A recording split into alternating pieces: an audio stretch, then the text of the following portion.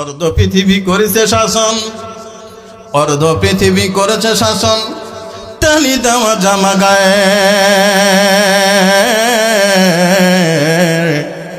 আটার বস্তা পিঠে করে নিয়া সে দিত দুস্থ মায়ে, ঠিক না? অর্ধ পৃথিবী করেছে শাসন, অর্ধ পৃথিবী করেছে শাসন, ধুলার তত্ত্বে বসি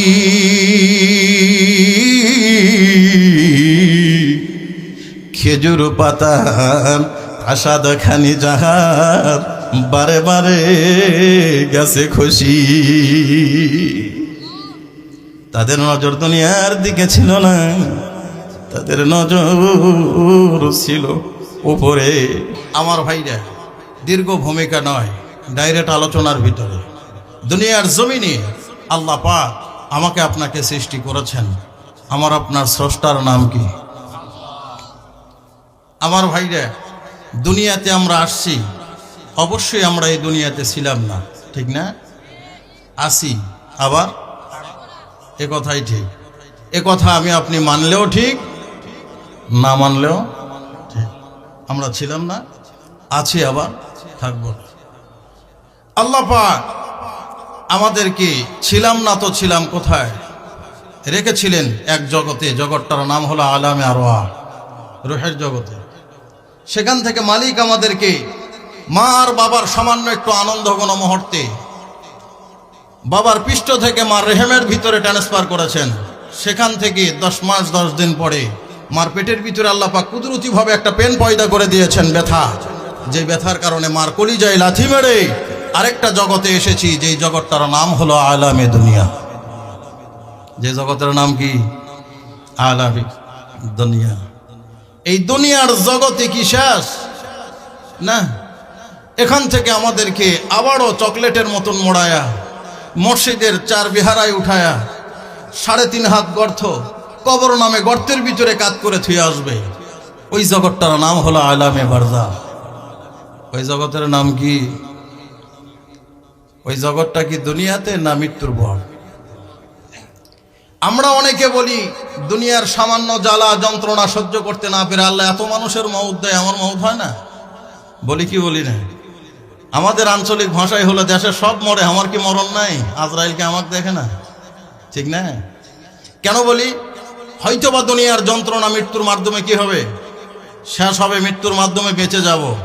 তো আমরা মনে করি যে মৃত্যুর মাধ্যমে শেষ, কিন্তু না, মরলেই শুরু। মরলেই কি শুরু? এখন যা আছেন মোটামুটি আছেন, আল্লাহ দেখতেছে কিন্তু কাউকে ধরতেছে না। কথা বলেন ঠিক কি ঠিক না? আল্লাহ মোমেনকেও পালতেছে, মুনাফিককেও পালতেছে, কাফেরকেও পালতেছে, বেদুইনকেও পালতেছে। রিজিকের মালিককে। পয়গম্বর ইব্রাহিম খলিল আলাইহিস সালাতু ওয়াস সালাম মেহমান ছাড়া কোনোদিন খানা খাননি। সুবহানাল্লাহ বলেন। একদিনের খানাও মেহমান ছাড়া খায়নি। মেহমান না থাকলে আল্লাহ পাক আসমান থেকে ফেরেশতা পাঠায়া মেহমান বানায় দিয়েছেন। সুবহানাল্লাহ বলেন। বেশ 3 দিন মেহমান নাই। আল্লাহ বলে, আমার ইব্রাহিম অনাহারে আছে। ফেরেশতারা মেহমান যখন মেলায় না, তোমরা যাও। ফেরেশতারা আমরা যাই কি করবো? আমরা তো খাবারই শিখিনি। আপনারা কি করেন? ফেরেশতারা খায়? কয় যাও, বাকিটা আমি দেখবানি। ফেরেশতারা বেশ কয়েকজন আসছেন। ইব্রাহিম খলিল আলাইহিস সালাতু ওয়াস সালাম মোবারকবাদ জানিয়ে বলতেছে, ভাই আসেন, আমি তো আপনাদেরই অপেক্ষা করতেছি। খানার প্লেট সামনে নিয়েছেন, 3 দিন খানা নাই। ও মেহমানের দিকে তাকানোর সময় আছে? কয়েক প্লেট মারে দিছে। দেওয়ার পর সামনের দিকে তাকে দেখে মেহমান খানায় মুখ লাগায়নি। ইব্রাহিম খলিল আলাইহিস সালাতু ওয়াস সালাম বলেন, কি ব্যাপার, আপনারা খালেন না যে, কোনো সমস্যা? কয় না, সমস্যা কিছু নাই, আমরা তো খাবারই শিখিনি। আমরা তো কি খাবারই শিখিনি। ইব্রাহিম খলিল আলাইহিস সালাতু ওয়াস সালাম বলেন, খাবার শিখে নিয়ে এই জাতি তো ফেরেশতা। কয় আমরাই আল্লাহর ফেরেশতা। আল্লাহু আকবার বল। আল্লাহ আপনার উপরে খুশি হয়ে আমাদেরকে পাঠাইছে। একদিন জিন্ন সেন্ন একজন মুসাফির রাস্তা দিয়ে হাঁটছেন। ইব্রাহিম খলিল আলাইহিস সালাতু ওয়াস সালাম তাকে ধরেছেন, মেহমান বানাবেন। মেহমান বসে গেছে। ইব্রাহিম খলিল আলাইহিস সালাতু ওয়াস সালাম মেজবান মেহমানের সাথে বসেছেন। প্রত্যেকটা প্রত্যেকটা নবী রাসূলগণের সুন্নত হলো মেহমানের সাথে মেজবান বসে খাওয়া। বসে খাচ্ছেন তো মেহমান খানার মধ্যে মুখ দিছেন, ডাইরেক্ট খানা প্লেট আগে আসার সাথেই বিসমিল্লাহ আউযুবিল্লাহ নাউযুবিল্লাহ কিচ্ছু নাই, পাশে মার দিছে। ইব্রাহিম খলিল আলাইহিস সালাতু ওয়াস সালাম প্লেটটা টান দিয়েছেন, ওই নিমক হারাম, যে আল্লাহ আজকে দয়া করে আমার মেহমান হওয়ার তৌফিক তোমাকে দিয়েছে, নবীর ঘরের মেহমান, খানা দিলাম জীর্ণ শীর্ণ অবস্থা, অনেকদিন খানা পাও নাই, আজকে দিলাম আউযুবিল্লাহ বিসমিল্লাহ কিছু নাই, মেরে দিচ্ছ কি? খানার আগে তো আউযুবিল্লাহ বিসমিল্লাহ কিছু আছে না নাই? হ্যাঁ, খানার আগে দোয়া, ভুলে গেলে দোয়া, পরের দোয়া, মাঝখানের দোয়া আছে তো? এটি ধরলে কয়জন কর করবি কোন তো মুখতি? হ্যাঁ, ওই যে কয়েকজন করছে, হবি না হুজুর? ও খালি মারতেছি পাচ্ছি আর মারতেছি। ছোট্ট একটা বাচ্চা সামনে জিজ্ঞাসা করেন, সুলতান সাহেবের মাদ্রাসার বাচ্চা, আবাদপুকুর আম্বলতুলি মাদ্রাসার বাচ্চা, এই বাচ্চাগুলিকে জিজ্ঞাসা করেন, এরা টপ টপ করে উত্তর দেবে। কথা বলেন ঠিক কি ঠিক না? কিন্তু আমরা পারবো না, খালি মারতেছি এই পর্যন্ত। আমার ভাইরা, এসে গায়েবে আওয়াজ, আল্লাহ বলে ইব্রাহিম খানার প্লেট টান দিলে ওই দিব না, আপনার নাম সারা খাচ্ছে, আপনি এত সুন্দর রিজিকের ব্যবস্থার ইন্তজাম দুনিয়াতে করেছেন, আপনার নাম নাই, বিসমিল্লাহ নাই, আউযুবিল্লাহ নাই, কিচ্ছু নাই, পাইছে আর মারছে, ও কাম আমি করতে দিব না। আল্লাহ বলে ইব্রাহিম এক সন্ধ্যা তোমার সামনে বসলো আর বিসমিল্লাহ বললো না, তুমি প্লেট টান দিলা। ইব্রাহিম 41 বছর ধরে আমি খানা খাওয়াচ্ছি, এই নিমক হারাম কোনোদিন বিসমিল্লাহ কয়নি, তাও আমি আর প্লেট কোনোদিন টান দেইনি। সুবহানাল্লাহ, জোরে কবেন না? আল্লাহ কয়, গোলাম নাফরমানি তোরা করস আমি দেখি, কিন্তু কোনোদিন তো প্লেট সরাই না। ধরার একটা সময় আছে, এই জগতে লয়, খবর হবি বুকের উপরে পারণ পড়ার পরে। কথা কন না কে? এই জগৎটার নাম হলো আলামে বারজা, কবরের জগৎ। তাহলে মরলে কি শেষ না শুরু? যেই মানুষটা কিয়ামতের আগে মারা যাবে, ওই মানুষকে কবরের ভিতরে ঘুমায়া থাকতে হবে, কিয়ামতের অপেক্ষা করতে হবে কমাস কম 40,000 বছর। কত বছর বললাম? ওই 40,000 বছরের কাছে দুনিয়ার 65 আর 70-এর খবর আছে না। আল্লাহ বলে, গোলাম এই যে দুনিয়ার ভিতরে ছেড়ে দিয়েছি চাবি দিয়ে, আবার আসবি, এই কবরের জগৎ শেষ না। তোকে রাখার সময় বলা হয়েছে, মিনহা খালাকনাকুম ওয়া ফিহা নুঈদুকুম ওয়া মিনহা নুখরিজুকুম তারাতান উখরা।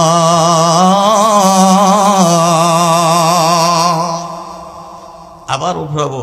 ইসরাফিল আলাইহিস সালাতু ওয়াস সালাম নির্দিষ্ট সময় নির্দিষ্ট দিনে মুখের থেকে সিঙ্গা সরাই নাই, ধরে আছে, ফুৎকার লেগে দিবে, 1 সেকেন্ড এদিক ওদিক হবে না। রজব মাস নবীজির মিরাজের মাস। কথা বলেন ঠিক কি ঠিক না? মিরাজের দিনে ইসরাফিল আলাইহিস সালাতু ওয়াস সালামের সঙ্গে আল্লাহর নবী সাক্ষাৎ হয়েছেন। নবী সালাম দিছে, অন্য ফেরেশতারা নবীরা আল্লাহর নবীকে সালাম দিয়েছেন, আল্লাহর নবী অন্যদেরকে সালাম দিয়েছেন, কিন্তু ইসরাফিল আলাইহিস সালাতু ওয়াস সালামকে সালাম দেবার পরে ইসরাফিল সালামের উত্তর দেননি। সালামের উত্তর দেননি। নবী নারাজ, জিবরাইলকে বলে, কি ব্যাপার, ইসরাফিল আমাকে সালাম দিলেও না, আমি সালাম দিলাম উত্তরও দেয় না, ও সালামের উত্তর দিবি না কেন? অসম্মান করছে আপনাকে তা নয়, ভয়ে দেয়নি, ভয়ে ভয়ে ভয় কি? কয় ভয় হলো আপনি সালাম দিলেন আসসালামু আলাইকুম ওয়া রাহমাতুল্লাহ, উনি তো জবাব দেবেন ওয়া আলাইকুম আসসালাম ওয়া রাহমাতুল্লাহ, কয়েকটা সেকেন্ড সময় লাগবে। এই সেকেন্ড সময়ে যদি আল্লাহ ওনাকে হুকুম করে সিঙ্গা থু দেওয়ার জন্য, উনি সালামের উত্তর দিবার লাগলে তো সিঙ্গা সরান লাগবে, উনি সিঙ্গা সরাবেও না, সালামের জবাবও দিবে না। আল্লাহ কোন বলবে সাথে সাথে ফুৎকার লাগায় দিবে। ওই ফেরেশতার নাম হলো ইসরাফিল। প্রত্যেকটি কবরবাসী কবর থেকে আল্লাহ পাক আবার পুণ্য উত্থান করবেন। পুণ্য উত্থান করার পরে যেই জগৎটা হবে, ওই জগৎটার নাম হলো আলামে আখেরা। ওই জগৎটার নাম কি? এবার বুঝে থাকলে বলেন, কয়টা জগতের কথা বললাম এতক্ষণ? জি, কামি হবি আস। হ্যাঁ, মদ মানুষের চল দেখেন, খঙ্গারা বেটা করছে 4টা, 100-র উপরে বয়স, আল্লাহ এখন পর্যন্ত সুস্থ রাখছে, আমার থেকে জোরে হাঁটে এখনো। আল্লাহ হায়াতের ভিতরে বরকত দেন, সকলে বলেন আমিন। আরো জোরে বলেন আমিন। এখনো শুনলাম ওই মেহরাবের উপরে ওটা মাইক ঠিক করে, মাইক মোছে, মুন্সিপুর মসজিদের মেহরাবে। আল্লাহ পাক হায়াতের ভিতরে বরকত দেন। আমার ভাইরা, ওই যে জগৎ, চারটা জগতের কথা বললাম, আলামে আরওয়াহ, আলামে দুনিয়া, আলামে বারজাখ, আলামে আখেরা। এই যে আখেরাতের জগৎ, যেটার শুরু হবে হাসরের ময়দানে, আর শুরু আছে আর শেষ নাই। এই দিনে আল্লাহ পাক প্রত্যেকটি মানুষকে তার সামনে সমবেত করবেন। এই জিন্দাগির খাতা খুলে আল্লাহ পাকের কাছে হিসাব দেওয়া লাগবে। কথা বলেন ঠিক কি ঠিক না? আপনারা কি মনে করেন যে আল্লাহর আদালতে দাঁড়ায় হিসাব দেওয়া লাগবে না? হিসাব দেওয়া লাগবে। আমার ভাইরা, প্রত্যেককে হিসাব দিয়ে দিয়ে আল্লাহর জান্নাতে যেতে হবে। আমার হিসাব হবে একরকম, দায়িত্বশীলদের হিসাব হবে আর এক রকম। সাধারণ মানুষ আমি, আমার উপরে আমার বাবা বেঁচে আছেন, আমার বাবার অধীনস্থ আমরা 8 জন। আমার বাবাকে 8 জনের ব্যাপারে জিজ্ঞাসাবাদ করা হবে। একটা ওয়ার্ডের ব্যাপারে একটা মেম্বারকে জিজ্ঞাসাবাদ করা হবে। একটা ইউনিয়নের ব্যাপারে একটা চেয়ারম্যানকে জিজ্ঞাসাবাদ করা হবে। একটা উপজেলার হিসাব একটা উপজেলা চেয়ারম্যানকে দেওয়া লাগবে। একটা বা দুইটা থানার হিসাব একটা এমপির দেওয়া লাগবে। একটা রাষ্ট্রের হিসাব একটা রাষ্ট্রপ্রধানকে দেওয়া লাগবে। কথা বলেন ঠিক কি ঠিক না? তাহলে আমার হিসাব আর মেম্বারের হিসাব কি সমান না বেশ কম আছে? আমার হিসাব আর চেয়ারম্যানের হিসাবের ভিতরে বেশ কম আছে না সমান? আমার ভাইরা, দায়িত্ব যার যত বড়, হিসাব তার তত বেশি। কথা বলেন ঠিক কি ঠিক না? ইসলামের দ্বিতীয় খলিফা হযরত ওমর ফারুক রাদিয়াল্লাহু তাআলা, উনি গভর্নরদেরকে ডেকে বলেছিলেন, গভর্নরেরা, দায়িত্ব বড় কঠিন। আল্লাহ পাক আমাদেরকে দায়িত্ব দিয়েছেন। আমি অর্ধজাহানের প্রেসিডেন্ট, অর্ধজাহানের খলিফা। আমার জমানায়, আমার শাসন আমলে ফুরাত নদীর কিনারায় যদি একটা কুকুর পানিবিহীন মারা যায়, এর ব্যাপারেও আমাকে জিজ্ঞাসাবাদ করা হবে। কথা বোঝেন নি মনে হয়? ওনার জামানায় যদি একটা কুকুর পানিবিহীন মারা যায়, তার ব্যাপারেও আল্লাহর আদালতে জিজ্ঞাসাবাদ করা হবে। এই কথা বলতেই একজন গভর্নর বললেন, ইয়া আমিরুল মুমিনিন, ইয়ামনের গভর্নর ভালো মন্দ যা পায় তাই খায়। তাহলে তো উনি হালাক, তাহলে ডাকো ওনাকে। এবারে ইয়ামানের গভর্নরকে ডাকা হলো। ওমর ফারুক খলিফাতুল মুসলিমিন মেহমানের সঙ্গে মেজবান বসে গেলেন। টাকা পয়সা জমিদারি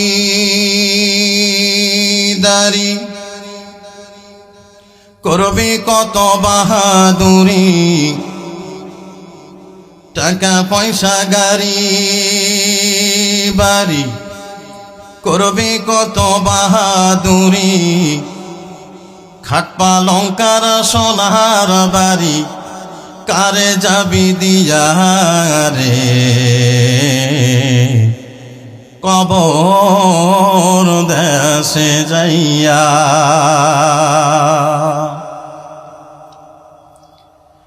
একলা কবরে কেমনি রে থাকবি, একলা কবরে কেমনি রে থাকবি, ভাই বন্ধু সারিয়া রে,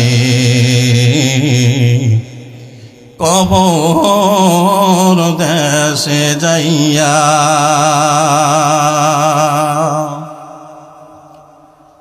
কালের তরঙ্গ বলে যে রত্ন ভাসিয়া গেলে, কালের তরঙ্গ বলে যে রত্ন ভাসিয়া গেলে ফিরিয়া আসে না।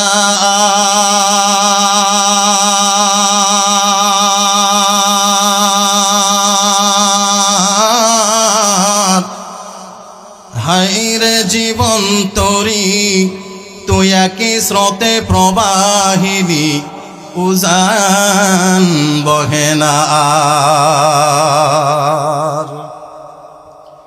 রাজপ্রাসাদার কোটি টাকা, রাজপ্রাসাদার কোটি টাকা সব যাবি সারিয়া রে, কবর দেশে যাইয়া।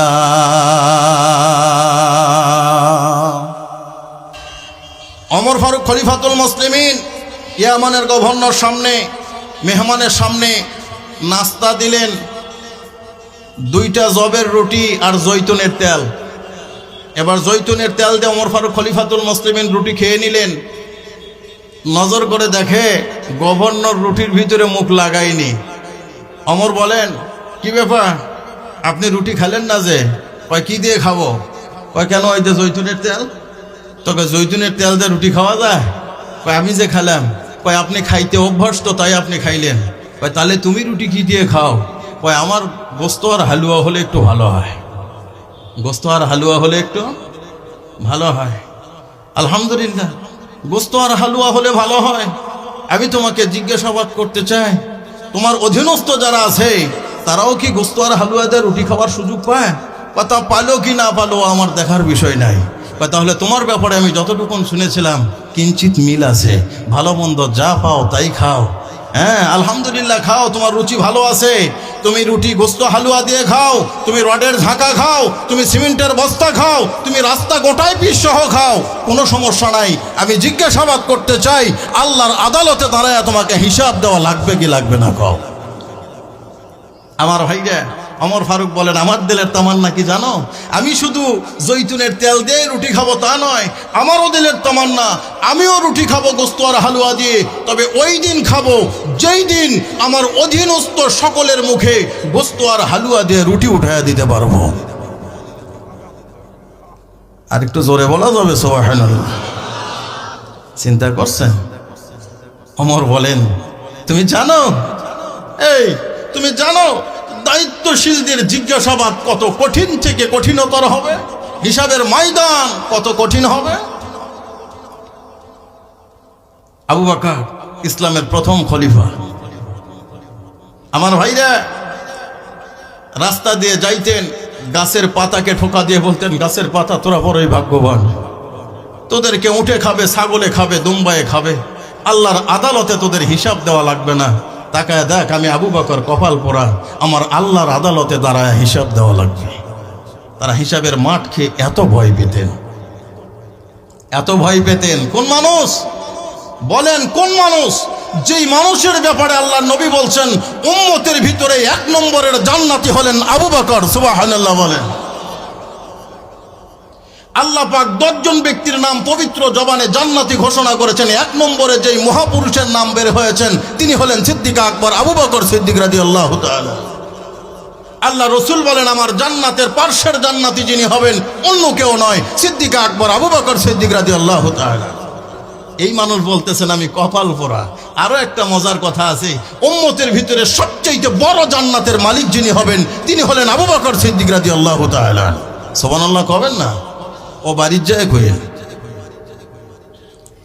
এই মানুষ বলতেছে আমার কপাল পোড়া, আল্লাহর আদালতে দাঁড়ায় কি দেওয়া লাগবে? হিসাব দেওয়া লাগবে। আমার ফারুক খলিফাতুল মুসলিমিন আমিরুল মুমিনিন সিদ্দিক আকবর আবু বকর সিদ্দিক রাদিয়াল্লাহু তাআলা আনহুর জামানায় আবু বকর যখন দেশের প্রধানমন্ত্রী, সুবহানাল্লাহ বলেন, এই আবু বকর দেশের প্রধানমন্ত্রী ছিলেন না ছিলেন না? ও কি মৌলবি না গায়রে মৌলবি? আলেম না গায়রে আলেম? আলেমের বাহিরে নাকি? আল্লাহ রসুল দেশের প্রধানমন্ত্রী ছিলেন না? আল্লাহ রসুল যখন দেশের প্রধানমন্ত্রী ছিলেন আবু বকর ছিলেন ধর্মমন্ত্রী। সুবহানাল্লাহ কবেন না? ওমর ছিলেন আইনমন্ত্রী, ওসমান ছিলেন অর্থমন্ত্রী, আলী ছিলেন শিক্ষামন্ত্রী। আল্লাহু আকবার বলেন। মন্ত্রীগুলোনের সাইজ দেখছেন, কার্যক্রমগুলো দেখেন। আবু বকর রসুল গুজরে গেছেন, আবু বকর ক্ষমতা হস্তান্তর করেছেন আবু বকরের হাতে। ওমর আইনমন্ত্রী, 2 মন্ত্রী একসঙ্গে রাস্তা দিয়ে আসতেছেন। হঠাৎ আবু বকর সিদ্দিক রাদিয়াল্লাহু তাআলা ওমরকে বলেন, ভাই আপনি সামনের দিকে রাস্তা মাপেন, আমার সামান্য একটু তাগাদা আছে এই গলির ভিতরে। সুবহানাল্লাহ জোরে বলেন না। ওমর বলেন, আমিরুল মুমিনিন আমি সঙ্গে যেতে পারবো না। বলে না, আপনার আসা যাওয়া যাবে না, আপনি যান। ওমর গিয়ে বলে, মালিক হয়তো বা ওখানে কোনো ভালো অঙ্কের নেক আমলের কাজ করতেছেন যেখানে আমি ওমরকে শরিক করবে না। সুবহানাল্লাহ বলবেন না? আমার দেশের এক মন্ত্রী যদি বলে যে ভাই তুমি চলে যাও বাড়ি বলে আমার এই সাইটে আনা কাজ আছে, তাহলে ওই মন্ত্রী যা কি চিন্তা করবি? যে একাই মারবি রে, কথা কন ঠিক কি ঠিক না? কারণ এর চিন্তা এরা প্রতিদ্বন্দ্বী হলো অর্থের প্রতিদ্বন্দ্বী, ক্ষমতার প্রতিদ্বন্দ্বিতা, কথা বলেন ঠিক কি ঠিক না? আর ওনারা প্রতিদ্বন্দ্বী ছিলেন কিন্তু নেক আমলের প্রতিদ্বন্দ্বী ছিলেন, কথা বলেন ঠিক কি ঠিক না? এই জন্য বলতেছেন উনি হয়তো শক্ত নেক আমল করতেছেন, কিন্তু আমির সাহেব যে হতো না বলেছেন আতিউল্লাহ আতিউর রাসূল উলিল আমরি মিনকুম, আমরা আমিরের আনুগত্য ইতাআত করি, আমির সাহেব না বলেছেন মানি ওটা না, কথা বলেন ঠিক কি ঠিক না? কিন্তু আল্লাহ তো একদিন আমাকে সময় দিবেন। ওমর ফারুককে যেদিন প্রথম খেলাফতের মসনদে বসেছেন, প্রথম কাজ হলো ওই যে আবু বকর ছিলেন চির প্রতিদ্বন্দ্বী, নেকের প্রতিদ্বন্দ্বী, ওই গলির ভিতরে কি করতেন ওইটা আগে দেখা দরকার। আল্লাহু আকবার বলেন। ওমর গেছেন, গভীর করে মনোযোগ লাগান। একজন মানুষ প্রতিমধ্যে দাঁড়ানো, ওমর জিজ্ঞাসা করেন সালাম বিনিময় করার পরে, ভাই আমি জানতে চাই সিদ্দিক আকবর আবু বকর সিদ্দিক এই রাস্তা দিয়ে কোন জায়গায় যাইতেন, আপনি কি জানেন? ব্যক্তি মাথা নাড়ায় বলেন হ্যাঁ আমি জানতাম। সুবহানাল্লাহ। বাইরে মেহেরবানি করে যদি বলেন উনি এখানে কেন আসতেন, কি কারণে আসতেন, কি কাজটা করতেন, যদি আমারে জানাইতেন আমি ওমর একটু উপকৃত হতাম। এবার ব্যক্তি বলেন কি কাজ করতেন আমি জানি না, তবে ওই ঝুপড়ির ভিতরে একজন কুষ্ঠরোগী আছে, গায়ের মধ্যে ঘা ধরে গেছে, চোখে দেখে না, অন্ধ। আল্লাহর গোলামকে সিদ্দিক আকবর প্রত্যেক দিন আমার দেখা মতে পরিচর্যা করতেন আর তারে খানা খাওয়ায়া থিয়ে যেতে।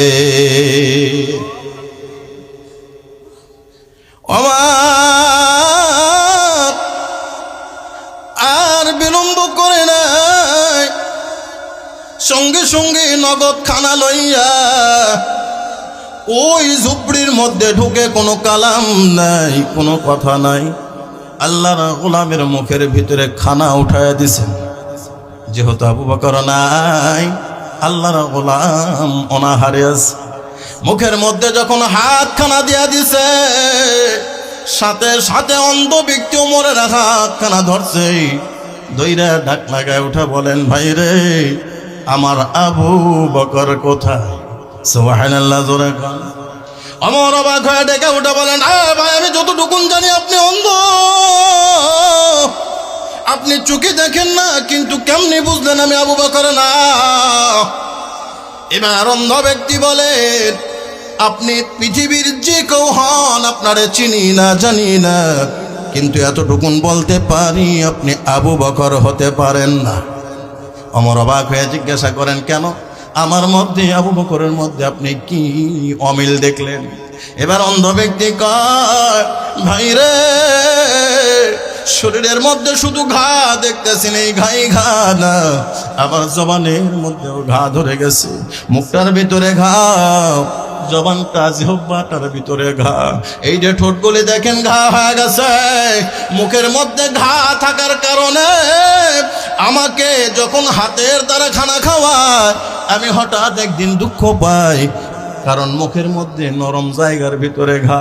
আবু বকর সিদ্দিক আকবর হাতের দ্বারা যখন খানা উঠাইছেন আমি শব্দটি বলছিলাম, ওই সন্ধ্যায় শুধু বলছি রে। পরের সন্ধ্যা থেকে সিদ্দিক আকবর আবু বকর সিদ্দিক আমারে আর হাতের দ্বারা খানা খাওয়াই নেই। যতদিন আমারে খানা খাওয়াইছে উনি নিজের মুখের মধ্যে খানা লইয়া ওনার জিহ্বা দ্বারা আমারে খানা খাওয়ায়া দিয়ে গেছে। এ আমার ভাই ওমর ফারুক খলিফাতুল মুসলিমিন সঙ্গে সঙ্গে সিজদার মধ্যে পড়িয়া ডাক লাগায় ওঠা বলতেছেন ও ভাই আবু বকর, দুনিয়া থেকে বিদায় নিয়ে চলে গেলা, দুনিয়া থেকে বিদায় নিয়ে চলে গেলা, তারপরেও প্লাস নিয়ে চলে গেলা, আমারে পাস করতে দিলে না। আরে ভাই দুনিয়া ছাড়লা তবু ওমরকে নাম্বার 1 হতে দিলে না, সারা জিন্দাগিতে 1 নম্বরই হয়ে বিদায় নিলা। চিৎকার দিয়ে বলা যাবে কি সুবহানাল্লাহ। ওমর ফারুক গভর্নরকে ডেকে উঠা বলেন, মনে আছে না ভুলে গেছেন? তোমার কি আল্লাহর আদালতে হিসাব দেওয়া লাগবে না? মুসলমান গভীর করে মনোযোগ দেন। ওমর ফারুক খলিফাতুল মুসলিমিনকে আমার আল্লাহ রাব্বুল আলামিন অর্ধ জাহানের প্রেসিডেন্ট নিযুক্ত করেছিলেন। আমার আপনার বাংলাদেশের মতন এত ছোট্ট একটা দেশ না, বাংলাদেশের মতো কমাস কম ৯৬টা দেশের দায়িত্ব আল্লাহ ওমরের হাতে দিয়েছিলেন। চিৎকার দিয়ে বলা যাবে কি সুবহানাল্লাহ। ওমর বলেন, হায়াতে ফারুক খুলেন, ওমরের জিন্দেগি দেখে। এই যে 10টা বছর ওমর শাসন আমলে শাসন করেছে, একটা দিন ওমর রাতের বেলা ঘুমাই না। বলবেন হুজুর, তাহলে ওমর কি দিনে ঘুমাইছেন? না, দিনেও ঘুমাই নাই, রাতে দিনে মিলেই মাত্র 1 ঘন্টা ঘুমাইতেন। সুবহানাল্লাহ। তারপরেও জিজ্ঞাসা করা হয়েছে, ওমর দিনে রাতে মিলে 1 ঘন্টা ঘুমান? ওমর বলে, না না না, এতটুকুনো ঘুমানোর সুযোগ নাই, কারণ দায়িত্ব বড় কঠিন। এতটুকুনো ঘুমাইতাম না, এতটুকুনো ঘুমাইতাম না। যদি দিনের রসুল দুপুরের খানার পরে 1 ঘন্টা না ঘুমাইতেন, নবী আমার ঘুমাইছেন, কাইলুল্লাহ করেছেন, রসুলের সুন্নাতের আদর্শের সৈনিক আমি ওমর, এই জন্য 1 ঘন্টা ঘুমাই। তারপরে বালিশ নাই, খেতা নাই, সুন্দর কোনো ইন্তজাম নাই, নিজের বাসস্থানেও না। যখন যেখানে মাঠে ঘাটে যেই অবস্থায় থাকতেন, ডান হাতখানা বালিশ বানাইতেন। আল্লাহর গোলাম 1 ঘন্টার জন্য সমসাময়িক ঘুমিয়ে যেতেন। চিৎকার দিয়ে বলা যাবে কি সুবহানাল্লাহ। যথা জায়গায় বসে কোনো সময় ওমর থাকে না, সব সময় জনগণের মাঝে সময় কাটা দিছেন। রাতের গভীরে দারোয়ানের ডিউটি করেছেন, কারণ হলো হিসাবের মাঠ বড় কঠিন। এই হিসাবের মাঠ বড় কঠিন। রাতের বেলায় ঘরে কত সুন্দর সোনালী যুগ ছিল, রাতের অন্ধকারে হাঁটতেছেন, একজন রমণী হাঁটতেছে রাতের আধারে। ওমর ধমক দিলেন, এই মহিলা, মেয়ে, তোমার কি ভয় নাই? তুমি রাতের গভীরে একা একা হাঁটো? কয়, ও মিয়া, আপনি কি আজনবী নাকি? আপনি মদিনার মনে হয় কেউ না, নতুন আইছে, আপনি কি নতুন? তো আমার অবাক হয়ে গেছে। মহিলা বলে, কি আমি নতুন মানে? কি হয়েছে, তোমার সাহস কত? তুমি একজন পুরুষের সঙ্গে উঁচু গলায় রাতের আধারে কথা বলো, তোমার ভয় নাই? ও মিয়া সাহেব, ভয় কিসের? হয়তো আপনি নতুন, জেনে নেন, আমাদের কোনো ভয় নাই। সুবহানাল্লাহ কবেন না? আমাদের কোনো ভয় নাই, কারণ হলো আমাদের শাসন চলে কোরআনের, আর আমাদের শাসক হলো আমার। সুবহানাল্লাহ ধরে বলেন। রাতের গভীরে আমরা চলাফেরা করি, কোনো টেনশনের কারণ আমাদের না। আবার যদি ওই কোরআনের শাসন আসে আর ওমরের উত্তরসূরি যদি শাসক হয়, আবার এই জাতি, এই মা জাতিরা এই বর্তমান সময়ের ভিতরে নিরাপদ। কথা বলেন ঠিক কি ঠিক না? আমার ভাইরা, ওমর ফারুক খলিফাতুল মুসলিমিন, একদিন রাত ওমর ডেকে উঠে বলতেছেন, গভর্নর, তোমার কি আল্লাহর আদালতে দাঁড়ানো লাগবে না? শীতের রাত, কনকনা শীত, সেই দিনে আবার একটু আধার, রিমঝিম বৃষ্টি, মৃদু বাতাস, সবাই ঘুম। বলেন তো, রাতে ঘুম কম হয় না বেশি হয়? রাত যত গভীর হয়, ল্যাপের ভিতরে তত লাটু হতে মন কয়। কথা কন ঠিক কি ঠিক না? কিন্তু আল্লাহর গোলাম কি ঘুমাইছে? হাঁটতেছেন, গভীর করে মনোযোগ লাগাবেন, কোনো দিকে নজর নাই। এবার ওমর ফারুক খলিফাতুল মুসলিমিন, আমিরুল মুমিনিন, আল্লাহর গোলাম নজর করে দেখে মদিনার অদূরে একটা ঝুপড়ির ভিতরে, অন্ধকারের রাত, মৃদু মৃদু আওয়াজ, মৃদু মৃদু বৃষ্টি, এই দিকে আবার মৃদু বাতাস। চিন্তা ভাবনা করলেন, ওই জায়গার ভিতরে আগুন দেখা যায়, আগুন। চিন্তা নিয়েছেন, আজকের রাতকে পুঁজি করে কেউ মনে হয় ওই জায়গার ভিতরে অনৈতিক কোনো কাজে লিপ্ত হয়ে গেছে।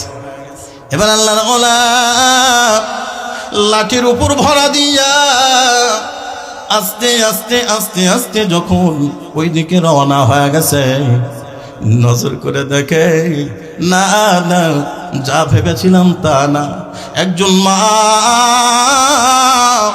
পাতিলার ভিতরে পানি, তার ভিতরে কিছু পাথর দিয়ে ঢং ঢং ঢং ঢং করে লাড়তেছে, আর দুইটা কলিজার টুকরা সন্তান মা মা বলে চিৎকার দিয়ে দিয়ে কাঁদতেছে। মা, খানা কি আজকে হবে না? অন্য দিনের খানা হতে তোমার এত সময় লাগে না।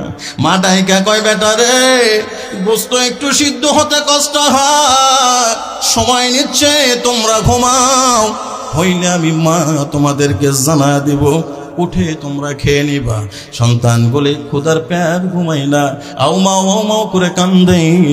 মা এইদিকে শুধু পাতিলার ভিতরে নাড়া দেয়, আর একজন বাচ্চা বুকের সঙ্গে নিয়া মা মাঝে মধ্যে নিজের জিহ্বাটা বাচ্চার মুখের মধ্যে দেয়। কিছুক্ষণ পরে বাচ্চা আবার চিউমিউ করে কেঁদে ওঠে। ওমর ফারুক খলিফাতুল মুসলিমিন দাঁড়ায়া সালাম লাগায় দিছেন, আসসালামু আলাইকুম ওয়া রাহমাতুল্লাহ। মা, কে আপনি, কি আপনার পরিচয়? আচ্ছা বলেন তো, রাতের গভীরে যখন ওমর দাঁড়ায়া মা বলে ডাক দিছে একজন মহিলাকে, ওই মা ডাকের মধ্যে কি শয়তান ঢোকার কোনো সুযোগ আছে? হুট করে যদি একজনের সামনে পড়ে যদি কোন মা তুমি, তার মানে কি শয়তান ঢোকার সুযোগ আছে? আর মা ডাকছে মানে একটু শীতল। আমার ভাইরা, মা এই যে ধোকাটা কিসের জন্য? আমি যতটুকু নজর করেছি এর মধ্যে কোনো গোস্ত নাই। আপনি পাতিলার মধ্যে পানি দিয়ে পাথর নাড়তেছেন, ঘটনাটা কি? এবার মহিলা জিজ্ঞাসা করেন, কে আপনি, কি আপনার পরিচয়? ওমর ফারুক নিজের পরিচয়টা ওপেন করলেন, আনা মুসাফির, আমি হলাম মুসাফির, আমি পথিক। বলে, আপনি কোন পথে আসছেন? আপনি আপনার পথ মাপেন, আমার নিভানা আগুন আপনি প্রজ্বলিত করবেন না। কি হয়েছে আপনার বলুন? মহিলা চোখের পানি ছেড়ে দিয়ে বলেন, ভাইরে, গভীর করে মনোযোগ দেন। চোখের পানি ছেড়ে দিয়ে বলে, পথিক, এই যে বাচ্চা দুটা কান্না করতেছে, বুকের মধ্যে একটা বাচ্চা নিয়ে আমি বসা আছি। এই তিনজন হলো একজন শহীদের এতিম বাচ্চা। আমি একজন শহীদের বিধবা স্ত্রী, ইয়ামান থেকে এসেছি আশা ভরা হৃদয় নিয়া। আমি জানি, শুনেছি মদিনার শাসক বড় দেলওয়ালা, মদিনার শাসক ওমর বড় দেলওয়ালা। এ আশায় আশান্বিত হইয়া এই জায়গার ভিতরে এসেছি। তিনটা এতিমকে যেন মদিনার প্রেসিডেন্ট, মদিনার খলিফা ওমর আমার তিনটা বাচ্চার দিকে যেন নজরও দেয়। এই চিন্তা ভাবনা নিয়ে আমার জানা আছে উনি নাকি রাতের আধারে ঘুমায় না। এই চিন্তা ভাবনা দিলের ভিতরে নইয়া আমি ওখান থেকে রওনা করেছি। মদিনার অদূরে পুরা ঝুপড়ির ভিতরে বসবাস করতেছি। আজকে একটা দিন না, 3 দিন হয়ে গেছে, 3 দিন হয়ে গেছে। ওমর আমাদের কোনো খোঁজ খবর রাখে নাই, ওমর কোনো খোঁজ খবর রাখে নাই। ও ভাই, আপনি দাঁড়াইছেন ভালো কথা, আপনি দাঁড়াইছেন ভালো কথা। আমি একটা কথা বলি, আপনি আমার একটা উপকার করবেন। এই দোস্ত, আপনি দাঁড়াইছেন ভালো কথা, একটা উপকার আপনি আমার করবেন, করা লাগবে। এবার ওমর কাঁপতে কাঁপতে বলেন, বলুন মা, কি উপকার আমি আপনার জন্য করতে পারি? মহিলা ডাক লাগায় উঠা বলেন, অপথিক, জানি না কি আপনার পরিচয়, কিন্তু কাল কিয়ামতের কঠিন মুসিবতের সময় আপনি পথিকও দাঁড়াবেন, আমিও দাঁড়াবো, মদিনার প্রেসিডেন্ট ওমরও দাঁড়াবে। এ ভাই, গভীর করে মনোযোগ লাগায় দেন। ওমর বলে, কি করব আপনার জন্য বলুন? ওই যে তাকান, 2টা এতিম কান্দে, 3টা দিন হয়ে গেছে, একটা লোকমা খানা তাদের মুখে উঠায় দিতে পারি নাই। আমি একজন মা বড় ব্যর্থ হয়ে গেছি। আর কোলের বাচ্চার দিকে তাকান, স্তন থেকে দুগ্ধ পান করত। 3 দিন হয়ে গেল আমি মা মুখের মধ্যে খানা দেই না। ওর তো আমার স্তন থেকে দুগ্ধ পাওয়ার কোনো প্রশ্নই আসে না। এতই টানাটানি করেছে, স্তন থেকে দুগ্ধ আসে না, সন্তান আমার শান্ত হয় না। এবার কি করব, ছোট বাচ্চা, মুখটা লাগাই দিছি, ঠোঁটের দ্বারা যতটুকুন পানি আসছে একটু শান্ত থাকে, ঠোঁটে আর আমার পানি নাই। এবার জিহ্বা দিয়ে দিছি, সন্তানকে বাঁচানোর জন্য চেষ্টা করতেছি। 3টা দিন হয়ে গেছে, আর কিছুক্ষণের অপেক্ষা। আমার এতিমগুলি যদি কিছু হয়ে যায়, আমার এতিমগুলি যদি বিদায় নেয়, শহীদের আমানত আমি যদি রক্ষা করতে না পারি, আমার কোলের শিশুর যদি কিছু হয়, এই 2টা এতিমের যদি কিছু হয়, কাল কিয়ামতের কঠিন মুসিবতের সময় আপনি পথিক সাক্ষী থাকবেন। আমি আপনারে বললাম, ওই দিনে ওমরও উঠবে, আপনি উঠবেন, আমিও দাঁড়ায় যাব হিসাবের মাঠে। ওই দিনে এর দায়িত্বে এই মামলার আসামি আমি ওমরকে করব। আমি নিজ হাতে ওমরের ঘাড়ে গামছা লাগায় দিব। বোঝেন দায়িত্ব সহজ না কঠিন? মুসলমান, দায়িত্ব পাইলে লাফান হবে না। আমরা দায়িত্ব পাইলে কি কাঁদি না লাফায়? এই দায়িত্ব বিগত দিনে যারা পাইছে আলহামদুলিল্লাহ, সবাই লাফায় না। কিছু দায়িত্বশীলরা মওলার দরবারে সেজদা দিয়ে কাঁদে। ঠিক কি ঠিক না? মুসলমান, বহু দায়িত্বশীল আছে, তাদের হাতে দায়িত্ব অর্পণ করলে ছোট্ট বাচ্চার মতন ফোপড়ায় আর কান্দে, এত বড় কঠিন। অমর অবাক চিত্তে মারে ডাক লেগে উঠা, বলে মা থাকেন, আর বিলম্ব করব না, একটু অপেক্ষা করেন।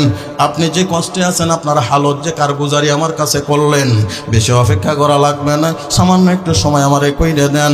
আমি বাসার মধ্যে যাই, দেখে আপনার জন্য কিছু করতে পারি কিনা। সুবহানাল্লাহ বলেন, সুবহানাল্লাহ। আমার পাগল হয়ে গেছি। হাইরে হিসাবের মা, ওই মাঠে আল্লাহর আদালতে দাঁড়ায় কি হিসাব দিব, এই চিন্তায় যারা বিভোর, রাতের বেলা যেন ঘুমায় না।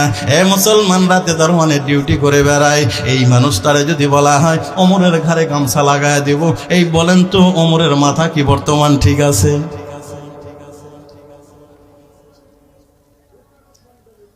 পাগল হয়ে গেছে। এক দৌড় লাগাইছে বাড়ির মধ্যে। আব্দুল্লাহর মারে ডাক লাগায় ওঠা, বলে ও আব্দুল্লাহর মা, তোর ওমর হালাক, ধ্বংস হয়ে গেছে। ওমরের খবর আছে রে। আব্দুল্লাহর মা, ওমর একটু বাঁচা, বাড়িতে নগদ কোনো খাবার আছে নাকি আমার হাতে ধইরা দে। মুসলমান, নগদ খাবার আব্দুল্লাহর মা ওমরের হাতে উঠায় দেয়া বলেন, ওগো প্রাণের স্বামী, এত বিস্ময়কর লাগতেছে কেন আপনাকে? বলে তাড়াতাড়ি দে, সময় না, কথা হবে বাকিটা পরে। বাইতুল মালের জিম্মাদার ছিলেন আসলাম। ডাক লাগায় ওঠা, বলেন আসলাম রে, বাইতুল মালের দরজা খোল। আসলাম ছিলেন ওমরের রাখা একজন গোলাম। বারবার ওমর আসলামকে মুক্ত করে দিয়েছেন, আজাদ করে দিয়েছেন। ডেকে ডেকে ওটা বলেছেন, আসলাম যা, তোরে আজাদ করে দিলাম। আসলাম কয়, আপনি আমারে আজাদ করলে কি হবে? আমারে 100 বার আজাদ করেন, কোনো সমস্যা নাই, কিন্তু জিন্দাগিতে যতদিন বাঁচমো আপনারই গোলামি করে দেবো, অন্য কারোর কাছে আর আমি যাব না। মনিব হিসাবে ওমর কেমন ছিল? আপনি যতই আজাদ করেন আমাকে, আমি আজাদ হচ্ছি না, আমি আপনারই গোলামি করি। ওমর বাইতুল মালের জিম্মাদার হাতের মধ্যে দিয়েছেন। মুসলমান, গভীর করে মনোযোগ দেন। এবার ডাক লাগায় ওঠা বলছেন, আসলাম, ওই আটার বস্তাখানা আমার মাথার উপরে উঠায় দে।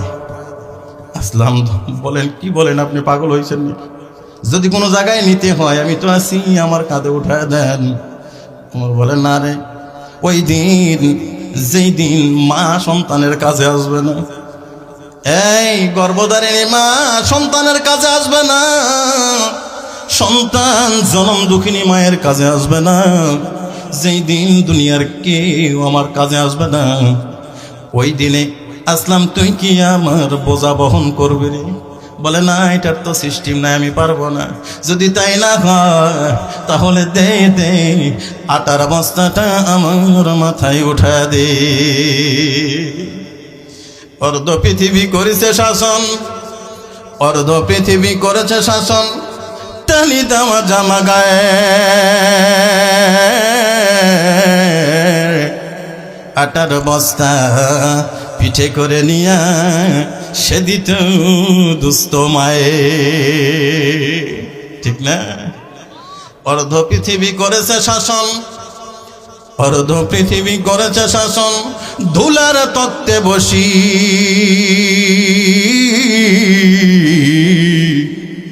খেজুর পাতার প্রাসাদ খানি যাহার বারে বারে গেছে খুশি। তাদের নজর দুনিয়ার দিকে ছিল না, তাদের নজর ছিল উপরে। কথা বলেন ঠিক কি ঠিক না? এ মুসলমান, সাধারণ জনগণ অধীনস্থরা পোশাকের অভাবে দিন কাটাইছেন, সঙ্গে অর্ধজাহানের খলিফা ওমরও তাদের সঙ্গে শরীক হয়েছেন। অন্যদিক থেকে যদি মদিনার মধ্যে কোনো ত্রাণ সামগ্রী এসেছে, প্রেসিডেন্ট যতটুকুন গ্রহণ করেছে অধীনস্থরাও ততটুকুন গ্রহণ করেছে। চিৎকার দিয়ে বলা যাবে কি মারহাবা। জুমার দিন ওমর খুতবা দিচ্ছেন, প্রেসিডেন্ট ইমাম খুতবা দিচ্ছেন, দাঁড়ায় গেছেন। একজন মুসল্লি লোকমা দিছেন, ওগো আমিরুল মুমিনিন, ইহসান আর ইনসাফের বয়ান করবেন না, আপনি এই মুহূর্তে বসে পড়ুন। ওমর কাঁপতে কাঁপতে বসে গেছে, কারণ মুসল্লি লোকমা দিছে, ওমরের মতো মানুষ বসে গেছে, হয়তো কোনো ত্রুটি আমার রয়ে গেছে। ওমরের দিলে বলেন ভয় কার ভয়? হায় রে, না জানি কি হয়ে গেছে। বসার পরে বলে ভাই, আপনি ওই জায়গা থেকে লোকমা দিলেন, আমাকে ইহসান আর ইনসাফের বয়ান করতে না করে দিলেন। কি ভুল করেছি ভাই আমার একটু বলেন। এবার বলেন, কেন? আপনার সুরত দেখলে শেকেল দেখলেই তো বোঝা যায়। উপস্থিত সকল মুসল্লিকে আপনি জিজ্ঞাসা করেন, দেখেন সকলে একই কথা বলবে। এবার নজর করে দেখা গেছে ওই সময় কাপড় এসেছিল বাহির রাষ্ট্র থেকে, ওই কাপড়গুলি দিয়ে সবাই, যেহেতু সবাই ছিলেন অভাবী, কম বেশি সকলকেই দেওয়া হয়েছে, কিন্তু কাপড়ের ঝুলটা একটু কম, জুব্বাগুলি সবাই খাটো খাটো করে বানাইছে। জুমার দিন সুন্দর জুব্বা পরিধান করে সবাই এসেছে, সবার জুব্বা খাটো, ওমরের জুব্বাটা ছিল লম্বা। ওমরের জুব্বা কি ছিল? অধীনস্থদের জুব্বা খাটো, ওমরের লম্বা। এটা কি খুব একটা দোষের বিষয়? জি। এ মুসলমান, ওমরকে বলা হলো, ওগো আমিরুল মুমিনিন, এখানে আপনি বেইনসাফ করেছেন, আমাদেরকে দিয়েছেন সিঙ্গেল কাপড়, অবশ্যই আপনি প্রেসিডেন্ট, আপনি নিয়েছেন ডবল। এবার ওমর আঙ্গুল নাড়াইতে নাড়াইতে আব্দুল্লাহ রে বলেন, আব্দুল্লাহ রে তুই একটু নাড়া বেটা। আল্লাহু আকবার বলেন। আব্দুল্লাহ কে? ওমরের ছেলে। আব্দুল্লাহ দাঁড়ায় গেছে। উপস্থিত মসজিদে নববীর সকল মুসল্লি নজর করে দেখে সবার গায়ে নতুন জামা, আব্দুল্লাহর গায়ে জামা নাই।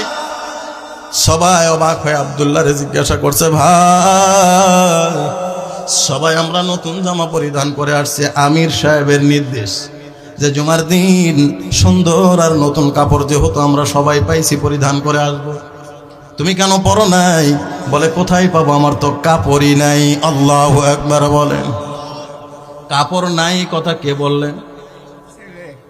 ছেলে অমর খালি বলেন না, আরে রানিং চেয়ার যার নিচে প্রেসিডেন্টের ছেলে। সুবহানাল্লাহ জোরে কোন। এ মুসলমান, গভীর করে মনোযোগ দেন। ঈদের দিন সন্তান কাঁদবে, এর জন্য ওমরের স্ত্রী বলেছিলেন, ওগো আমিরুল মুমিনিন, সন্তানকে একটা নতুন জামা দেওয়া যায় কিনা চিন্তা করে দেখেন।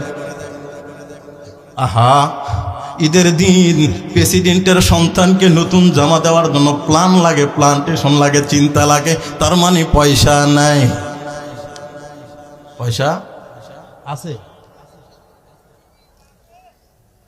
এ মুসলমান, গভীর করে মনোযোগ দেন। আমার বলে, বিবি রে, কথা ঠিক বলছো, খুশির দিন সন্তানের মুখে হাসি ফোটানোর দরকার, টাকা তো নাই। দেখি অর্থমন্ত্রীর কাছে একটু চিঠি লেখা পাঠায়। কারে? অর্থমন্ত্রীর একটু পাঠাই দেখি। এবার অর্থমন্ত্রী চিঠি লিখছেন, ও ভাই, আমি খলিফাতুল মুসলিমিন ওমর, প্রধানমন্ত্রী বলছি, আপনি যদি আমারে সরকারি কোষাগার থেকে আগামী একটা মাসের টাকা যদি বেতন ভাতা আমারে অগ্রিম দিতেন, তাহলে সন্তান কান্দে, সন্তানের তাগাদা একটু নতুন জামা গায়ে পরিধান করে দিতে পারতাম। এই চিঠিটা লেখে অর্থমন্ত্রীর কাছে দিয়েছেন। অর্থমন্ত্রী চিঠিটা পরে মুচকি হেসে দিয়েছেন। হাসার পরে কসেদকে বলছেন, দাঁড়াও, আমার রিপ্লেটা নিয়ে যাও। এবার অর্থমন্ত্রী নিচে দুইটা গদ লিখছেন, আমিরুল মুমিনিন, আমি আপনারে আগামী মাসের ভাতা অগ্রিম দিতে পারি দুইটা শর্তে। কয়টা শর্ত বললাম? দুইটা শর্তে। এই শর্ত কে কাকে দিচ্ছে? প্রেসিডেন্টকে শর্ত দেয় অধীনস্থ। দুইটা শর্তে আপনাকে আগামী মাসের ভাতা দিতে পারি। এক নম্বরের শর্ত হলো, আপনাকে গ্যারান্টি দেওয়া লাগবে আগামী মাস পর্যন্ত আপনি জীবিত থাকবেন। এই কথার গ্যারান্টি আপনি দিবেন। আপনি গায়ের জোরে বলতেই পারেন, আপনি কি গায়ের জোরে বলতেই পারেন 41, গায়ের জোরে কয় 40, 41 বলতেই পারেন, আমি বাধা দিব না। তবে এতটুকুন বলবো, আগামী বছর পর্যন্ত জাতি কি আপনাকে ওই চেয়ারে রাখবে? যদি এরও গ্যারান্টি থাকে আমারে লিখিত দেন, দুইটা লিখিত আমারে পাঠান। হয় আপনি আগামী বছর পর্যন্ত, আগামী মাস পর্যন্ত বাঁচবেন। দ্বিতীয় শর্ত হলো, আগামী মাসে আপনি বাঁচবেন, গায়ের জোরে বলতে পারেন, জনগণ আপনাকে ক্ষমতায় রাখবে। এটার যদি নিশ্চিত আমাকে দিতে পারেন, নিশ্চয়তা যদি দেন, আমি আপনারে এক সন্ধ্যার খানা, আগামী দিনের খবর, আগামী দিনের যে ভাতা, আগামী এক মাসের ভাতা আমি আপনারে দিব, কোনো সমস্যা হবে না। এ মুসলমান, এবার চিঠিখানা ওমরের কাছে ব্যাগ আসছে। ওমর চিঠিখানা পড়ে আর মুস্কি মুস্কি হাসে। এবার বিবি ডাক দিয়ে উঠে বলেন, ওগো প্রাণের স্বামী, ব্যবস্থা কি হয়ে গেছে নাকি ইন্তজাম কি হয়ে গেছে? বলে, ডাইকা, ও বিবি, তোর ছেলের জামা লাগবে না, তোর ছেলের জামা লাগবে না রে। জামা সারা ঈদ করুক, এর চেয়ে বেশি খুশি লাগতেছে, বেশি খুশি লাগতেছে আমার অধীনস্থ একজন মন্ত্রী, আমার অধীনস্থ একজন মন্ত্রী, অর্থমন্ত্রী। আলহামদুলিল্লাহ, ওনার আমানতদারি দেখে কলিজা ভরে গেছে। আল্লাহর আদালতে বলতে পারবো, আল্লাহর আদালতে বলতে পারবো, ওনার মতো একজন আমানতদার অর্থমন্ত্রী আল্লাহ আমারে দান করেছে। চিৎকার দিয়ে বলা যাবে কি সুবহানাল্লাহ? আব্দুল্লাহ, তুমি নতুন জামা কেন পরো না? সবাই রে পরার জন্য বলা হয়েছে, তুমি কেন পরো নাই? আব্দুল্লাহ বলে, ভাই পরব কোথা থেকে, আমার তো কাপড়ই নাই। একজন সাহাবী বলেন, ভাই সকলকে তো দেওয়া হয়েছে, আমার সামনে আপনাকে দিছিলাম। এবার আব্দুল্লাহ বলেন, ভাই রে, মুসল্লি আর ইমাম তো সমান হতে পারে না। মুসল্লি আর ইমাম কি সমান? আপনি একজন মুসল্লি, জামার এক সাইড যদি ফাটা থাকে, কারো দেখার সুযোগ নাই। আমার জামার সামনে যদি ফাটা থাকে, খুতবা দেওয়ার জন্য তখন দাঁড়াবো, প্রত্যেকটা মুসল্লি আমার দিকে নজর দিবে। কথা বলেন ঠিক কে ঠিক না? এ ভাই, আমাদের খাটো জামা কোনো রকম টানা খিচা করা হয়তো যাবে, কিন্তু আল্লাহ পাক ওনাকে যেই দেহ দান করেছেন, আলহামদুলিল্লাহ। আমার ভাইরা রে, উনি যদি খাটো জামা পরিধান করে দাঁড়ায় দাঁড়ায় খুতবা দেয়, দেখতে একটু খারাপ লাগবে। এই জন্য আমার জামা আমি বানাই নাই, আমার জামার কাপড় দিয়ে আমি জামা বানাই নাই, বাবারে দিয়ে দিছি, বাবারে দিয়ে দিছি ডবল কাপড়ের জামা বাবা পরিধান করেছে। চিৎকার দিয়ে বলা যাবে কি সুবহানাল্লাহ? এ মুসলমান, গভীর করে মনোযোগ দেন। ওমর কয়, আসলাম দে, মনে আছে না ভুলে গেছেন? আটার বস্তাখানা মাথার উপরে উঠায় দে। এবার আটার বস্তা যখন আমার মাথার মধ্যে নিছেন, ইসলাম বয়ান করেন, আমি দেখছি উনি শুধু দৌড়াইতে আছে আর দৌড়াইতে আছে। আল্লাহু আকবার বলেন। আমি পিছ থেকে বলছি, রাতের অন্ধকারে মরুর পথ, মুসুনেওয়াল পথ, আপনি কেন দৌড়ান? মরবেন তো, আপনি কেন দৌড়ান? পড়ে যাবেন, ব্যথা পাবেন। আমিরুল মুমিনিন আমার শুধু ইশারা দেয়ার কয়, তাড়াতাড়ি চাও, মালাকুল মাউত আসার আগেই। সুবহানাল্লাহ। জোরে কোন ইসলাম, তুমি শুনেছো কিনা জানি না, আমি নবীর মুখে বলতে শুনেছি, আমি নবীর মুখে বলতে শুনেছি। দিনের নবী আলীকে জিজ্ঞাসা করেছিলেন আমার সামনে, আলী রে, মৃত্যুকে তুমি তোমার কত কাছে মনে করো? মৃত্যুকে তুমি তোমার কত কাছে মনে করো? আলী বলেছিলেন, ইয়া রাসূলুল্লাহ, ইয়া হাবিবাল্লাহ, মৃত্যুকে আমি অনেক কাছে মনে করি। কত কাছে? অনেক কাছে। আল্লাহ রসুল বললেন, আলী তোমার কাছেটা কতটুকু শুনি তো? আলী কি সাধারণ আলী? কথা বোঝেন নি বোধহয়। যে আলীর ব্যাপারে নবী বলছেন না, মাদিনাতুল ইলমি ওয়া আলিউম বাবুহা, আমি হলাম ইলমের শহর, ওই শহরের দরজা হলো আলী। যে আলীর পরিচয় কিছুক্ষণ আগে দিলাম, কি মন্ত্রী? কি মন্ত্রী বলে? আলহামদুলিল্লাহ। আমার থেকে নিচে হসে বেশি, বুঝছেন? তেজ হসে উঁচু, তো আপনাদের কথা কানেতে শিখছে কম। কষ্ট পাচ্ছেন? কষ্ট লাগতেছে? ছেড়ে দেবেন আমার ভাইটা। তোমার কাছেটা কতটুকুন শুনি? আলী তো শিক্ষিত আলী, আলীর বুদ্ধি কম না বেশি? জি, নিজের বুদ্ধি দিয়ে শিক্ষামন্ত্রী, নিজে এত বেশি শিক্ষা অর্জন করেছিলেন, নিজের ইস্তেদাতে, নিজের যোগ্যতা সম্পন্ন হয়ে উনি মন্ত্রী, ওই অজগবি মন্ত্রী না। পথ আছে মারে দিলাম, ও তো শিক্ষা শেষ, শিক্ষার 13টা বাজায় দিছে। কথা বলেন ঠিক কি ঠিক না? নিজের শিক্ষার যোগ্যতার বলে উনি ছিলেন শিক্ষামন্ত্রী। ওসমান ওই রাষ্ট্রের অর্থ দিয়ে মাস্তানি দিয়ে অর্থমন্ত্রী ছিল না, ওসমান নিজের অর্থের অর্থমন্ত্রী ছিল। সুবহানাল্লাহ, জোরে হন না? বোঝেন না বোধহয়। ওসমানের সম্পদ কতটুকুন ছিল? আলিম ওলামারা নিচে বসা আছেন, অনেকের জুতা সোজা করে দেওয়ার মতন যোগ্যতাও আমি নসিবে, আমি কপাল পরে আমার নসিবে রাখি না। সেরকম অনেক আলিম ওলামা নিচে আমার চোখে পড়তেছে। আপনারা ভালো জানেন ওসমানের অর্থ কতটুকুন ছিল, আর কোনো মেকদার, আর কোনো হিসাব হাদিসের ভাষায় আসে নাই। তবে একটা বিষয় আসছে, ওসমানের যতগুলা অর্থ ছিল, এই অর্থগুলি যে গুডাউনে রাখা হতো, এই গুডাউনের ভিতরে তালাবদ্ধ করা থাকতো, আর এই তালার চাবি বহন করার জন্য 69টা করে উট লাগতো। সুবহানাল্লাহ। বাড়ির যাই কইন, চিন্তা করবেন হয় কত অর্থ আমাকে আছে 14 গোষ্ঠীর। যদি এতগুলি গুডাউনের চাবি বহন করার জন্য 69টা করে উট লাগে, তাহলে চাবি বহন করার জন্য যদি এত উট লাগে, গুডাউন কতগুলো ছিল? গুডাউনে যদি অত থাকে, এই গুডাউনের ভিতরে আলহামদুলিল্লাহ আলহামদুলিল্লাহ মালামাল কত ছিল? এই জন্য উনি নিজের অর্থের অর্থমন্ত্রী ছিলেন। রসুলের দরবারে যে আসতো আর্থিক সংকটে, আল্লাহ রসুল বলতেন ওসমানের কাছে যাও। সুবহানাল্লাহ, জোরে বলেন না? কার কাছে যাও? ওসমানের কাছে। নবীজির কাছে একদিনের কথা বলি, খারাপ লাগতেছে? একদিনের কথা, একজন ক্ষুধার্ত ব্যক্তি আসছেন, এসে বলছেন, ইয়া রাসূলুল্লাহ, বাড়িতে মোটামুটি 6 দিন চুলা জ্বলেনি। কয়দিন? 6 দিন চুলা জ্বলেনি। আল্লাহ রসুল মুস্কিন হেসে বলে, তো কি বলতেছ? আমারে কিছু দেন আল্লাহ রসুল, কিছু দেন। কিছু দেন, বউ বাচ্চা নিয়ে খায়। আল্লাহ রসুল মুস্কিন হেসে বললেন, বেটা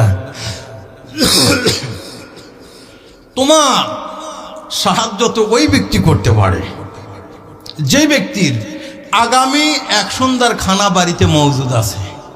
তার মানে কি দিনের রসুলের বাড়িতে সেটাও নাই। তবে আসছো, ফিরে যাওয়া লাগবে না, তুমি এক কাজ করো, ওসমানের কাছে যাও। এবার ওসমানের কাছে গেছেন। সকালবেলায় সাহাবায়ে কেরামের আদত ছিল, অভ্যাস ছিল, যেহেতু ওনারা রাতে এবাদত গুজার বান্দা ছিলেন, ইশরাকের নামাজ পড়ার পরে হালকা ঘুমাইতেন। তো ওসমান ঘুম থেকে উঠছেন, ওঠার পরে ওই যে বালিশের ভিতরে যে তুলা ছিল, ওই বালিশের একটা কানি লিক আছিল, বুঝছেন, ওখান থেকে তুলা বার হয়ে উড়ে গেছে। ওসমান ঘুমের থেকে উঠে খেলে ওই তুলা ধরার জন্য ব্যস্ত হয়ে গেছে। অনেকক্ষণ পরে তুলা ধরছে, ধরে বালিশের খোলের মধ্যে আবার ঢুকে দিছে। এখন এই জানলাটা দেখিচ্ছে সর্বনাশ, যেই মানুষ বালিশের থেকে তুলা উড়া যাবার দিচ্ছে না, এই মানুষ কি আমাকে ইয়ে দিবি, কিছু চাইলে দিবি? এর কাছে চাওয়া যাবে না, এই চিন্তা করে চলে গেছে। আচ্ছা, তুলে উড়ে দেওয়ার দিচ্ছে না, উনি কি আমাদেরকে দান করবে, এই চিন্তা ভাবনা করে চলে গেছে। পরের দিন রসুলের দরবারে এসে বলতেছে, ইয়া রাসূলুল্লাহ, আপনি কিছু একটা করেন। কয়েক কাল ওসমানের কাছে চাও নে, বলছে না না, ওটি চাওয়ার পরিবেশই হয়নি, ওটি চাওয়ার কি হয়নি, পরিবেশ হয়নি। যাও আজকে চাও। তোরে যাইতে যাইতে সন্ধ্যা লেগে গেছে। নজর করে দেখে বাড়ির অবস্থান আগে বোঝা লাগবে না, হুজুর আছে না নাই। জানলাতে দেখছে যে কুপির সলতে কমাচ্ছে, বাতির সলতে কমাচ্ছে, জৈতুনের তেলের বাতি সলতে কমায়। তো বাতির সলতে মানুষ কিসে কমায়, তেল দেন কম খায়। তখন চিন্তা করছে যে সর্বনাশ, জীবনে তো বহুত বকিল দেখেছি, এটা তো দেখিনি। যাই বাতির সলতে কমাচ্ছে, তেল দেন কম খায়, ওর কাছে চাওয়া যাবে, বাদ দিয়েছে।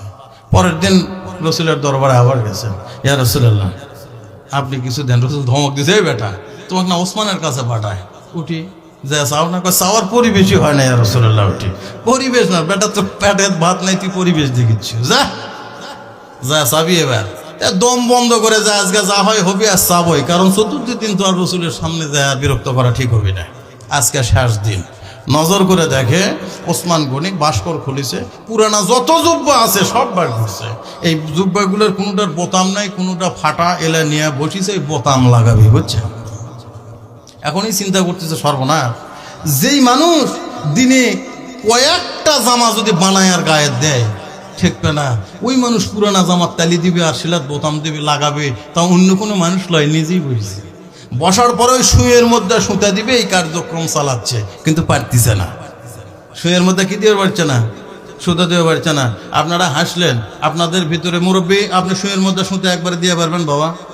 এই যে ফেল হয়ে গেল, আপনারা পারবেন এই চিন্তার মধ্যে? এ শুয়ের মধ্যে সুতা দিয়ে পারবেন না? না পারবি না। ও করছে, ও কাম হক দেওয়ার হবে না, ও দিন চলে গেছে। কথা কোন ঠিক কি ঠিক না? অর্থাৎ শুয়ের মধ্যে সুতা দেওয়ার মতন নির্দিষ্ট একটা বয়স আছে। কথা বলেন ঠিক কি ঠিক না? চোখ তো এখন আর কথা শোনে না, শোনে না, খালি ঘুরতে হচ্ছে, বুঝছেন। এর মধ্যে উনি সামনে উপস্থিত, শুয়ের মধ্যে যখন কেউ সুতা দিবার পারে না, সামনে কে আসলো, মন্ত্রী না ম্যাজিস্ট্রেট, ওটা দেখার বিষয় নাই। প্রথম প্রশ্নই হলো, ভাই শুয়ের মধ্যে না সুতা দিয়ে দেন তো। যেই খারা হ্যাঁ সালাম দিছে, করছে ভাই ওয়ালাইকুম সালাম, যেই কারণে আসেন পরে কথা হবে না, আগে শুয়ের মধ্যে শুতে দিয়ে দেন।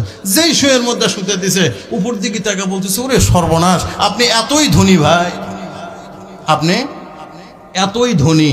যেই বলেছে ধনী, এখনই চিন্তা করছে যেই মানুষ আমার ধনী করছে, তাহলে আমার কাছে সামো কি করছে, ভাই আমি যদি ধনী হই তাহলে আপনি কি করছে, ভাই আপনি ধনী আর আমি গরিব। ওসমান কি বলতেছে, আপনি ধনী আমি গরিব, আর চাওয়া যাবে বুদ্ধি আছে, আর কোনো কায়দা নাই। এই কথা তখন বলতেছে, ভাই সব ধনী ধনী না, সব গরিব গরিব না।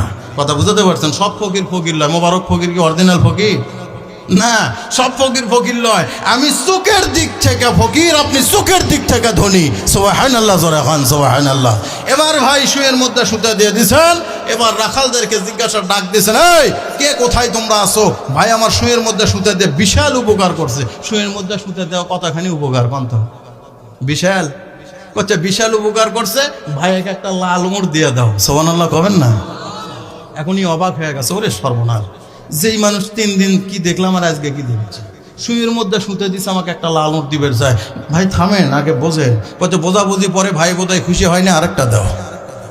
সুবহানাল্লাহ কবেন না? সুইয়ের মধ্যে সুতা দিছে, কয় আরেকটা দাও। অবাক হয়ে গেছে, ভাই থামেন, আপনি থামবেন তো, কয় আরেকটা দাও তো, কথা কয় কে এত? সুবহানাল্লাহ কবেন না?